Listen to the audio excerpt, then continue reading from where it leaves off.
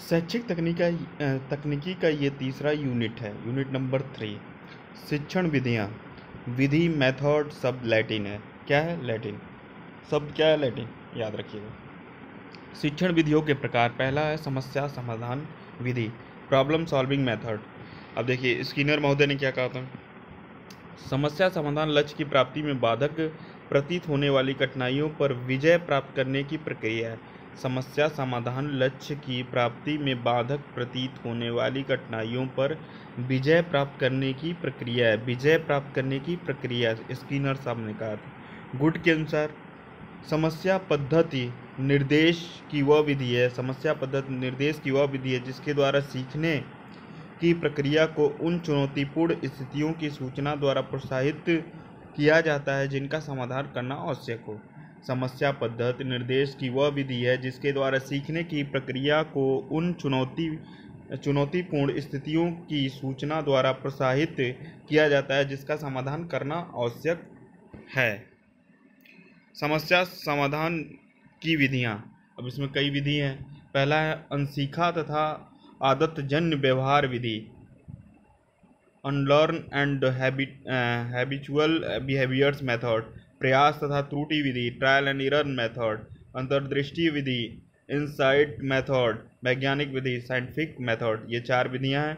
पहला क्या है? अनसीखा तथा आदतजन्य व्यवहार विधि। दूसरा प्रयास तथा त्रुटि विधि। तीसरा अंतर्दृष्टीय विधि। चौथा क्या है? वैज्ञानिक विधि।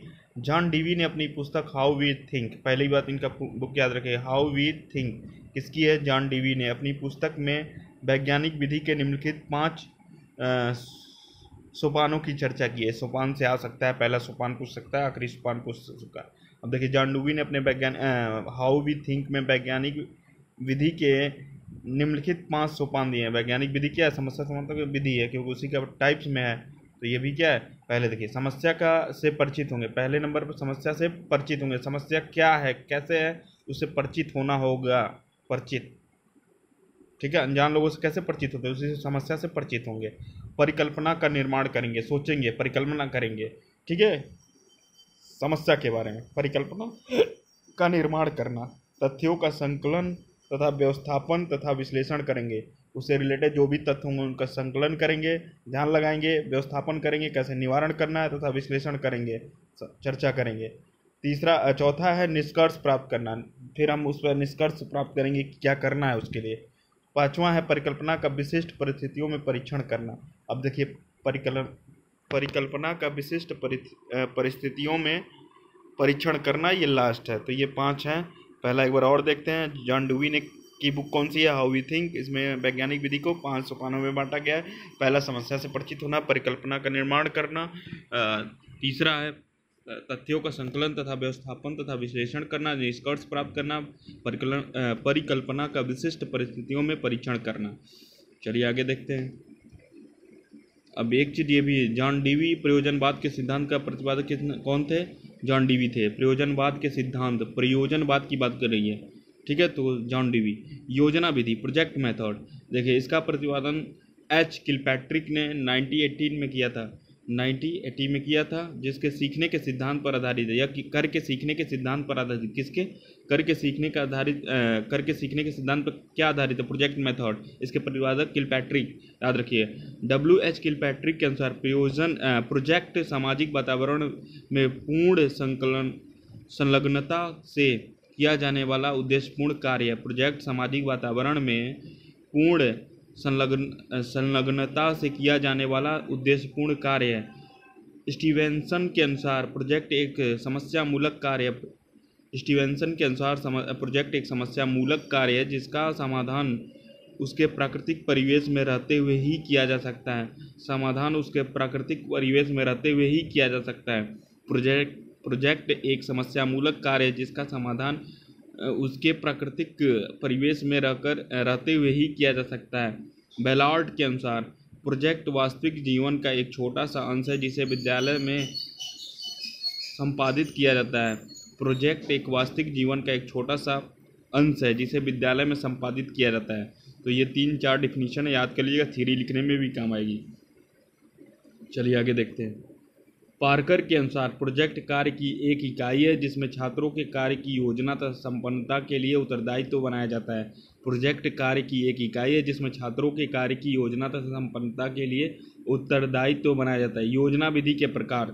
थॉमस एम रिस्क ने अपनी पुस्तक principles and practices of teaching secondary school में 3 प्रकार की योजना का उल्लेख किया है। किसने? थॉमस एम रिस्क ने अपनी पुस्तक principle of and practice of the teaching school secondary school में 3 तरह का बताया है योजना। पहला उत्पादक योजना, दूसरा बौद्धिक या समस्यात्मक योजना, तीसरा सीखने से संबंधित योजना। उत्पादक योजना, बौद्धिक या समस्यात्मक योजना, सीखने से संबंधित योजना। चलिए आगे देखते हैं। किलपैट्रिक ने अपनी पुस्तक foundation of method foundation of method में 4 प्रकार की योजनाओं का वर्णन किया। किलपैट्रिक ने अपनी पुस्तक फाउंडेशन ऑफ मेथड में 4 प्रकार की योजनाओं का वर्णन किया। पहला क्या है? रचनात्मक योजना। दूसरा क्या है? स्वादात्मक है। अभ्यासात्मक है। तीसरा अभ्यासात्मक है। चौथा समस्यात्मक है। 4 है रचनात्मक योजना, रसास्वादात्मक योजना, तीसरा अभ्यासात्मक योजना और चौथा समस्यात्मक। पहला रचनात्मक, याद रखिए पहला क्या है? रचनात्मक है, दूसरा रसास्वादनात्मक है, तीसरा अभ्यासात्मक है, चौथा समस्या। कई बार क्रम पूछ लेता है पहला कौन सा है, कई बार तीनों दे देगा, एक गलत दे देगा, वो गलत वाला पूछ लेगा। योजना विधि। अब देखिए योजना विधि 3 तरह के हैं। पहला छात्र स्तर के अनुसार, समय के अनुसार, विषयानुसार। छात्र के स्तर के अनुसार, समस्या के अनुसार, समय के अनुसार और विषयानुसार। छात्र के स्तर के अनुसार व्यक्तिगत योजना होती है और सामूहिक योजना होती है। छात्र स्तर के अनुसार व्यक्तिगत योजना होती है, सामूहिक योजना होती है। समय के अनुसार लघु योजना होती है, बृहद योजना होती है। लघु योजना होती है, बृहद योजना होती है। लघु योजना होती है, बृहद योजना होती है। विषय के अनुसार थॉमस एम रिस्क ने बृहद योजना के थॉमस रिस्क ने उत्पादनात्मक योजना बताया, सीखने से संबंधित योजना बताया, वहाँ पर 3 योजना बताया था इन्होंने। चलिए आगे देखते हैं। योजना विधि के पद देखिए, कई पद हैं। पहला परिस्थिति प्रादुर्भाव है, योजना प्रतिचयन है, उद्देश्य निरूपण है, कार्यक्रम निर्माण है, योजना की संपन्नता है, योजना का मूल्यांकन है, योजना का लेखा है। कितने हो गए? 7-8 हो गए होंगे। चलिए एक बार और देखते हैं। योजना विधि के पद क्या है? पहला क्या है? परिस्थिति प्रादुर्भाव है। दूसरा योजना प्रतिचयन है, योजना का चयन करेंगे, उद्देश्य निरूपण करेंगे, किस उद्देश्य कर रहे हैं, कार्यक्रम निर्माण करेंगे, योजना की संपन्नता, योजना का मूल्यांकन, योजना का लेखा। पर्यवेक्षित विधि क्या होता है? Supervision method. इसमें 4 सोपान होते हैं। कितने सोपान होते हैं? पर्यवेक्षी विधि में सुपरविजन मेथड में 4 होते हैं। अध्ययन कार्य का निर्धारण, अध्ययन के लिए निर्देश, शिक्षक द्वारा पर्यवेक्षण, श्यामपट्ट सार एवं आवृत्ति कार्य। श्यामपट्ट सार एवं आवृत्ति कार्य। पहला सोपान क्या हो जाएगा? अध्ययन कार्य का निर्माण, अध्ययन के लिए निर्देश, तीसरा क्या है? शिक्षक द्वारा पर्यवेक्षण, चौथा क्या है? समस्या श्यामपट्ट सार एवं आवृत्ति कार्य। अन्वेषण उपागम, डिस्कवरी अप्रोच क्या? देखिए जॉन डीवी की बुक हाउ वी थिंक, ज्ञान अन्वेषण का एक परिणाम और भविष्य के अन्वेषण का संसाधन है। जॉन डीवी ने क्या कहा है? ज्ञान जो है अन्वेषण मतलब डिस्कवरी का एक परिणाम और भविष्य के लिए अन्वेषण का संसाधन है। भविष्य में इसकी खोजो जो चिंतन करना है जो उसके लिए। मैग्ने 1963 के अनुसार अन्वेषण स्पष्टतया समस्या समाधान उपागम द्वारा अभिलक्षित क्रियाओं का एक समूह है जिसमें नवीनता खोजे गए परिदृश्य चिंतन के लिए चुनौती होती है। इनका कथन क्या है? अन्वेषण स्पष्टतया समस्या समाधान उपागम द्वारा अभिलक्षित क्रियाओं का एक समूह है जिसमें नवीनतम खोजे गए परिदृश्य चिंतन के लिए चुनौती होती है। अब देखिए इसके कई चरण हैं, ठीक है। पेदास्ते तथा ने इसको 5 चरण बताया। अनुकूलन हो गया, संप्रतयीकरण हो गया, शोध हो गया, निष्कर्ष हो गया, परिचर्चा हो गया, ठीक है। अन्वेषण विधि देखिए, एक अन्वेषण विधि ह्यूरिस्टिक मेथड बोलते थे, उसका आर्मस्ट्रॉन्ग थे उसके खोजकर्ता प्रतिपादक, याद रखिएगा।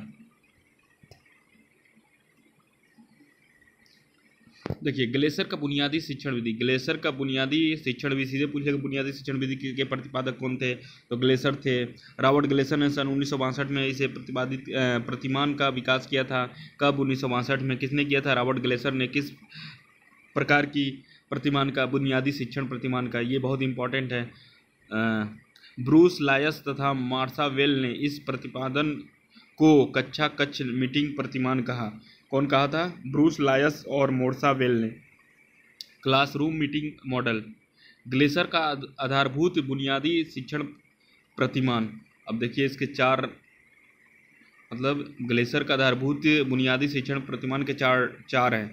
चलिए चारों देखते हैं। पहला अनुदेशात्मक उद्देश्य है, दूसरा पूर्व व्यवहार है, तीसरा अनुदेशात्मक प्रक्रिया है, चौथा निष्पादन मूल्यांकन है। चारों नाम याद रखिएगा, बहुत इंपॉर्टेंट है। या तो क्रम से पूछ देगा पहला क्या है, या दूसरा पूछ देगा, या लास्ट वाला पूछ देगा, या तो 3 दे देगा, या गलत दे देगा। पूछेगा ग्लेसर का बुनियादी शिक्षण प्रतिमान कौन सा नहीं है, तो चारों याद रहना चाहिए। एक क्वेश्चन फिक्स है, या तो बुनियादी शिक्षा प्रतिमान के प्रतिपादक पूछ लेगा, या सन पूछ सकता है, या कक्षा कक्ष मीटिंग प्रतिमान, ठीक, इसके पूछ लेगा, ठीक है, या ग्लेसर के चारों से एक तो पूछेगा ही पूछेगा।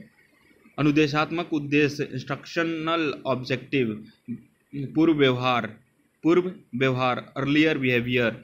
तीसरा अनुदेशात्मक प्रक्रिया, इंस्ट्रक्शनल प्रोसीड्योर, निष्पादन मूल्यांकन, परफॉर्मेंस इवैल्यूएशन।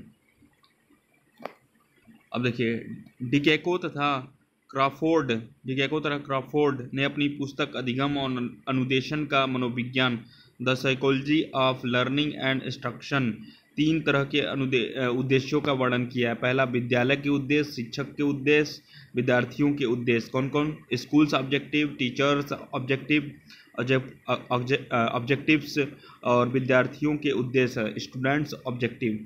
कौन कौन से हैं? देखिए डिकैको तथा क्रॉफोर्ड ने अपनी पुस्तक अधिगम तथा अनुदेशन का मनोविज्ञान, the psychology of learning and instruction, 3 तरह के उद्देश्यों का वर्णन किया। विद्यालय के उद्देश्य, शिक्षक के उद्देश्य, विद्यार्थियों के उद्देश्य। पूर्व व्यवहारों का वर्गीकरण, अधिगम सेट। पूर्व व्यवहारों का वर्गीकरण 3 तरह का है। पहला अधिगम सेट है, दूसरा अधिगम योग्यता है, तीसरा अधिगम स्टाइल है। अधिगम सेट, योग्यता, स्टाइल। अधिगम सेट, योग्यताएं, स्टाइल।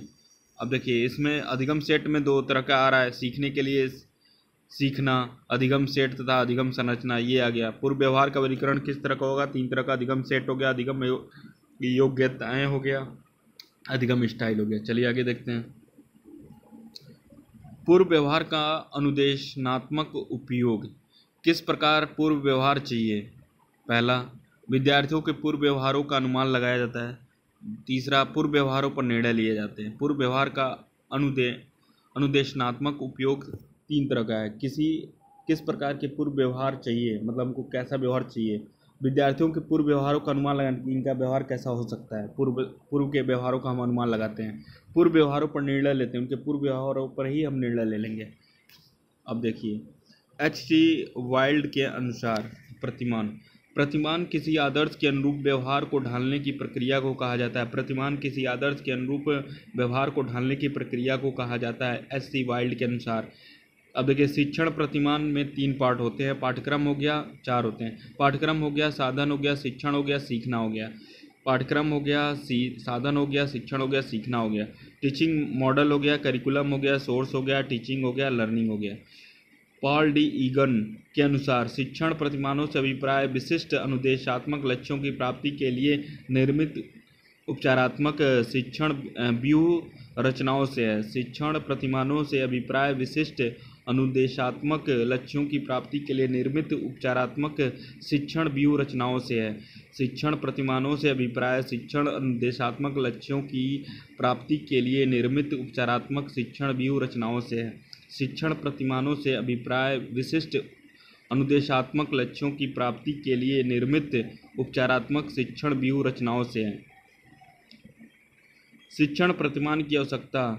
अब देखिए शिक्षण प्रतिमान की आवश्यकता पाठ्यक्रम का विकास करने में, अनुदेशात्मक उद्देश्यों के निर्माण एवं विशिष्टीकरण के लिए, अनुदेशात्मक सामग्री का निर्माण एवं चयन के लिए, शिक्षण में सुधार के लिए, शिक्षण अधिगम क्रियाओं का विशिष्टीकरण के लिए। किया जाता है। शिक्षण प्रतिमान के मूल तत्व 5 होते हैं। शिक्षण प्रतिमान के मूल तत्व 5 होते हैं। पहला है उद्देश्य या लक्ष्य, फोकस हो गया। दूसरा संरचना होता है, सिंटैक्स हो गया।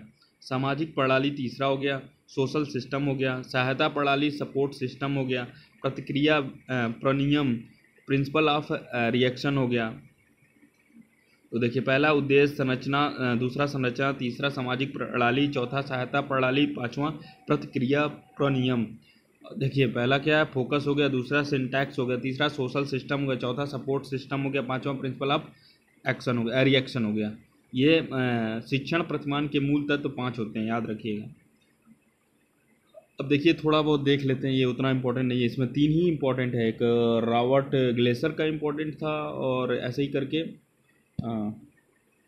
3 इंपॉर्टेंट है। देखा जाएगा अगर मिल गए तो इसके अंदर, लेकिन इसको ऊपर से ही हल्का फुल्का देख लीजिएगा। ऐतिहासिक शिक्षण प्रतिमान में 3 आते हैं। सुकरात का प्रशिक्षण प्रतिमान, इसके मतलब प्रतिपादक भी सुकराती थे। परंपरागत मानवीय प्रशिक्षण प्रतिमान, परंपरागत मानवीय प्रशिक्षण प्रतिमान, बाउडी। व्यक्तिगत विकास का शिक्षण प्रतिमान, ये सब ऐतिहासिक शिक्षण प्रतिमान है। कौन कौन? सुकरात का शिक्षण प्रतिमान, परंपरागत मानवीय प्रशिक्षण प्रतिमान, व्यक्तिगत विकास का शिक्षण प्रतिमान। अब देखिए, दार्शनिक में भी 3 है। पहला है प्रभाव प्रतिमान है। दूसरा सूझ शिक्षण प्रतिमान है, ये प्लूटो का है। और तीसरा नियम शिक्षण प्रतिमान, नियम शिक्षण कांट का है। ठीक है, अब देखिए पहला क्या है, इम्प्रेशन मॉडल ऑफ टीचिंग। दूसरा है the site model of teaching. तीसरा रूल मॉडल ऑफ टीचिंग। देखिए, प्रभाव प्रतिमान हो गया, सूक्ष्म शिक्षण प्रतिमान प्लूटो हो गए, नियम शिक्षण प्रतिमान कांट हो गए। ये दार्शनिक के आधार पर था। चलिए अगला देखते हैं, मनोवैज्ञानिक शिक्षण प्रतिमान, बुनियादी शिक्षण प्रतिमान, basic teaching model, Robert Glaser. याद रखिएगा, बहुत इंपॉर्टेंट है। ठीक है, पहला ही बहुत इंपॉर्टेंट, मनोवैज्ञानिक शिक्षण में बुनियादी शिक्षण प्रतिमान, यही इंपॉर्टेंट, इसी के बारे में पढ़ना है, तो किताब से इसके बारे में अच्छे से पढ़ लीजिएगा। यहाँ से क्वेश्चन बहुत सारे उठाएंगे, और उससे पीछे भी मैंने डिस्कशन करे आई। चलिए आगे, कंप्यूटर आधारित शिक्षण प्रतिमान, कंप्यूटर बेस्ड टीचिंग मॉडल, ये लॉरेंस स्टूलोरो तथा डेनियल डेविस ने इसका प्रतिपादन किया था, मतलब विकास किया था। विद्यालय अधिगम के लिए शिक्षण प्रतिमान, जॉन करोल। विद्यालय अधिगम के लिए शिक्षण प्रतिमान, teaching model for the school learning के लिए जॉन कैरोल 1962। और computer based teaching model Lawrence Stolurow, Daniel Davis. और basic teaching model Robert Glaser. और अंतःक्रिया, ये भी बहुत इंपॉर्टेंट, अंतःक्रिया शिक्षण प्रतिमान, in interaction model of teaching, Ned A Flanders, ये बहुत इंपॉर्टेंट है। शिक्षक शिक्षण प्रतिमान, टाबा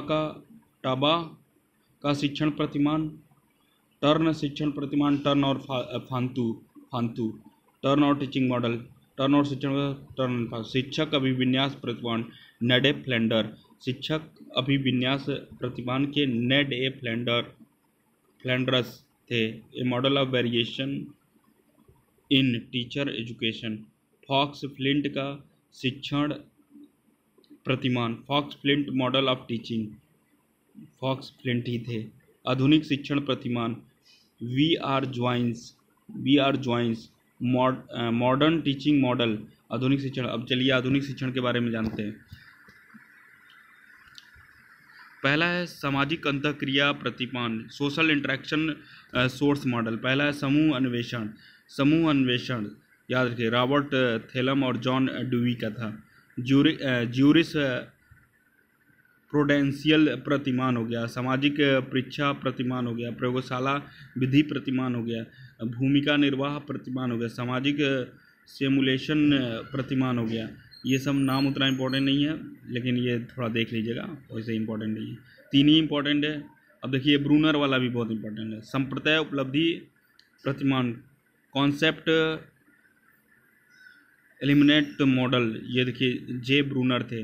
सूचना प्रक्रिया प्रतिमान में 6 है, आगमन प्रतिमान, प्रशिक्षण प्रतिमान, जैविक विज्ञान परीक्षा प्रतिमान, अग्रिम संगठन प्रतिपादित शिक्षण प्रतिमान, विकासात्मक शिक्षण प्रतिमान, ये सब क्या है? देखिए, अग्रिम संगठन प्रतिमान शिक्षण प्रतिमान, डेविड आशुबेल का बहुत इंपॉर्टेंट है, इसका भी देख लीजिएगा। 3 बहुत इंपॉर्टेंट है ये, ब्रूनर, आशुबेल और रॉबर्ट ग्लेसर, तीनों। व्यक्तिगत स्रोत प्रतिमान, देखिए, दिशाविहीन शिक्षण प्रतिमान, non directive teaching model, Carl Roger. कक्षा सभा प्रतिमान, classroom meeting teaching model, William Glasser. सृजनात्मक शिक्षण प्रतिमान, William Gordon. Creative teaching model. अभिज्ञान प्रशिक्षण प्रतिमान, संप्रदाय प्रणाली प्रतिमान, डेविड हंट। व्यवहार प्रतिमान, परिवर्तन प्रतिमान, बिहेवियर मॉडिफिकेशन मॉडल, देखिए, सक्रिय अनुबंधन अनुक्रिया अनुक्रमित अनुदेशन, कॉटन जेंसी मैनेजमेंट शिक्षण प्रतिमान, बीएफ स्किनर ने। प्रशिक्षण प्रतिमान, ट्रेनिंग मॉडल, व्यवहार व्यवस्थापन प्रतिमान, B F Skinner. Anxiety reduction model, Ring Bluff. निश्चयात्मक प्रशिक्षण प्रतिमान, ब्लॉफ।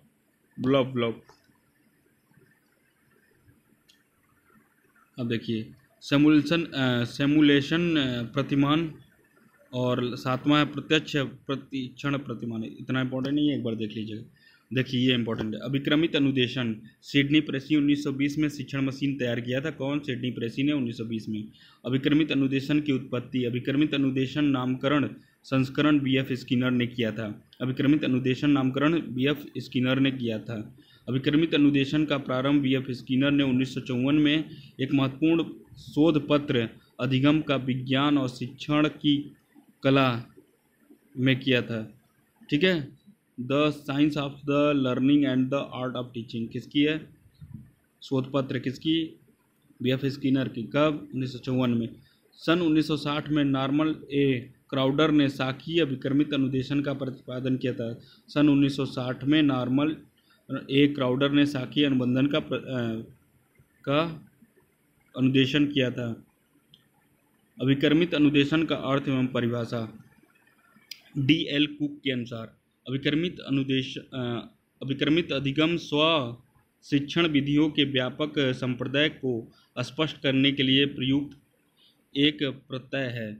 अभिक्रमित अधिगम व स्व शिक्षण विधियों के व्यापक संप्रदाय को स्पष्ट करने के लिए प्रयुक्त एक प्रत्यय है। बीएफ स्किनर के अनुसार अभिक्रमित सामग्री और विद्यार्थियों के मध्य होने वाली अंतःक्रिया को अभिक्रमित अनुदेशन कहते हैं। अभिक्रमित अनुदेशन कहते हैं।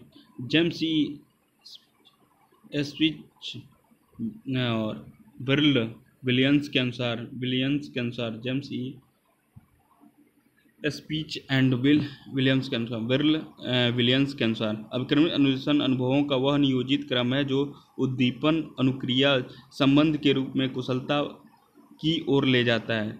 स्टोफल के अनुसार ज्ञान के छोटे अंशों को एक तार्किक क्रम में व्यवस्थित करने को अभिक्रमित तथा उसकी संपूर्ण प्रक्रिया को अभिक्रमित अध्ययन कहा जाता है। चलिए, W.K. रिचमंड ने, यह एक शैक्षिक तकनीकी की अवधारणा है जो स्वयं से संवाद करने के रूप में है। गुलाटी के अनुसार अभिक्रमित अनुदेशन व्यक्तिगत अध्ययन की एक ऐसी विधि है जिससे विद्यार्थी स्वयं सक्रिय रहकर आगे बढ़ता है तथा उसे परिणामों का ज्ञान भी तत्काल करा दिया जाता है। अभिक्रमित अनुदेशन सिद्धांत, वर्तमान जन्मदाता बीएफ स्किनर। लघु पदों का सिद्धांत, पृष्ठ पोषण का सिद्धांत, सक्रिय अनुक्रिया का सिद्धांत, स्वगति का सिद्धांत, स्व परीक्षण का सिद्धांत, पुनर्वलन का सिद्धांत। Principle of small steps, principle of feedback, principle of active responding, principle of self pacing, principle of self testing, principle of reinforcement. पहला क्या है? अभिक्रमित अनुदेशन सिद्धांत क्या है? लघु पदों का सिद्धांत, पृष्ठ पोषण का सिद्धांत, सक्रिय अनुक्रिया का सिद्धांत, स्वगति का सिद्धांत, स्व परीक्षण का सिद्धांत, पुनर्वलन का सिद्धांत। चलिए आगे देखते हैं। अभिक्रमित अनुदेशन का विकास। अभिक्रमित अनुदेशन की रचना को निम्नलिखित 3 भागों में विभाजित किया गया। पहला, अभिक्रमित अनुदेशन के विकास हेतु तैयारी करेंगे। पहले अभिक्रम फ्रेम्स का लेखन, अभिक्रम का मूल्यांकन, अभिक्रमित अनुदेशन के विकास हेतु तैयारी के पद। पहला, शीर्षक चयन, सिलेक्शन ऑफ द टॉपिक, शीर्षक का चयन करेंगे। विद्यार्थियों से पूर्व ज्ञान की सूचना लेंगे, विद्यार्थियों के पूर्व ज्ञान से सूचना लेंगे। सूचना, उद्देश्यों को व्यवहारिक रूप से लिखना, उद्देश्यों को व्यवहारिक रूप से लिखेंगे। चौथा, विषय वस्तु की रूपरेखा का निर्माण और विषय वस्तु की रूपरेखा का निर्माण करेंगे। पांचवा है मानदंड परीक्षा का निर्माण, construction of the creation test.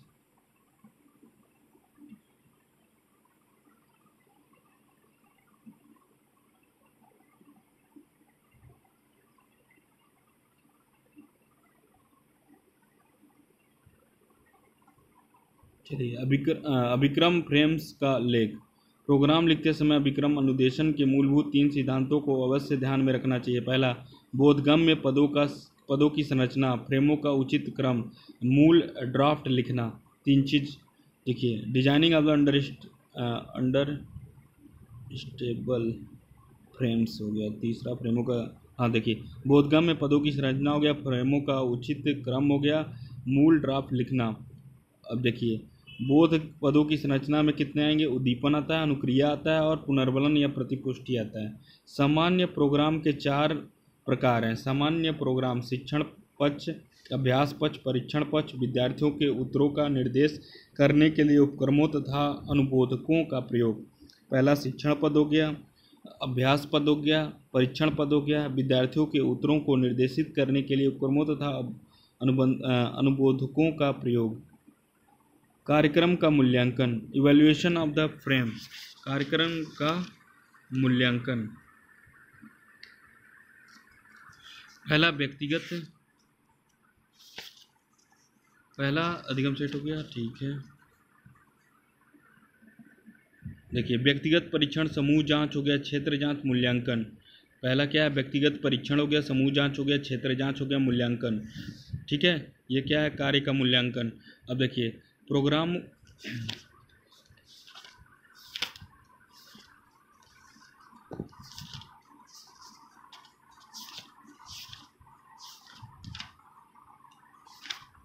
पहला क्या है? प्रोग्राम त्रुटि दर, error rate of the unit program. देखिए, प्रोग्राम की त्रुटि दर इक्वल टू त्रुटियों का कुल योग अपान पदों की कुल संख्या गुणे विद्यार्थियों की संख्या गुणे 100 होगा। कार्यक्रम घनत्व इक्वल टू विभिन्न अनुक्रियाओं की कुल संख्या तथा अपेक्षित अनुक्रियाओं की कुल संख्या। क्रमबद्ध गति 3 है, 2 फार्मूले बेस्ड हैं।